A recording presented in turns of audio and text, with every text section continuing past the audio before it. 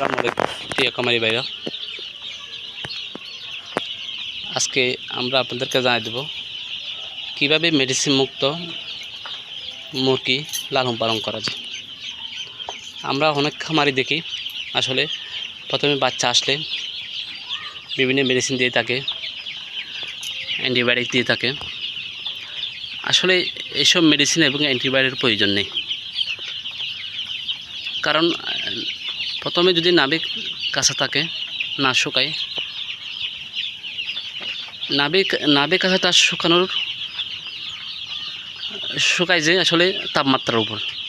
সঠিকভাবে তাপমাত্রা থাকলে নাভি এমনিতে শুকায় যায়, হয়তো অ্যান্টিবায়োটিকের আসলে প্রয়োজন নেই। আমরা অ্যান্টিবায়োটিক না লাগলেও ইউজ করে থাকি, সেই হিসেবে আমাদের অ্যান্টিবায়োটিক আসলে রেজিস্ট্যান্স হয়ে যায়। পরবর্তীতে অ্যান্টিবায়োটিকটা ওই মুরগিতে আর কাজ দেয় না। দেখেন, আমার মুরগি আজকে প্রায় 17 দিনে পড়ছে, আমি কোনো ধরনের অ্যান্টিবায়োটিক ইউজ করিনি, এমনকি ভিটামিন বলেন, লাইসোবিট বলেন, কোনো ধরনের মেডিসিন ইউজ করিনি। বাচ্চা ছাড়ার সময় দিছি সাদা পানি, এরপর থেকে প্রত্যেকটা বেলায় সাদা পানি চলতেছে। আমি করছি আসলে ডেলি 4 বার পানি চেঞ্জ করি, কারণ টাটকা পানি পেলে মুরগি খুব সুন্দরভাবে, সহজভাবে, ভালোভাবে খায়। মুরগি ভালো মতো সুস্থ এবং ভালোভাবে পানি খেলে তাহলে মুরগি সহজে অসুস্থ হয় না।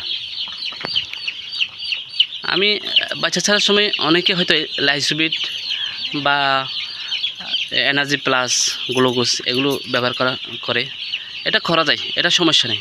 কিন্তু আপনারা অ্যান্টিবায়োটিক না দেওয়ার চেষ্টা করবেন। অ্যান্টিবায়োটিক না দিলে আপনার মেডিসিন কষ্টও বাঁচা যাবে, মুরগিও সুস্থ থাকবে। কারণ অ্যান্টিবায়োটিক তো আসলে ভালো জিনিস না, এটা আসলে ক্ষতিকর একটা জিনিস। কারণ অ্যান্টিবায়োটিক যখন প্রয়োজন, যখন দরকার, যখন লাগে, তখন আপনারা অ্যান্টিবায়োটিকটা ইউজ করবেন। এর আগে ইউজ না করাই বেটার। আজকে এই পর্যন্ত, আল্লাহ হাফেজ। পরবর্তী ভিডিওতে আমরা নতুন কিছু নিয়ে আবার আসবো। ততদিন পর্যন্ত আমাদের সাথে থাকবেন। আমাদেরকে নতুন নতুন ভিডিও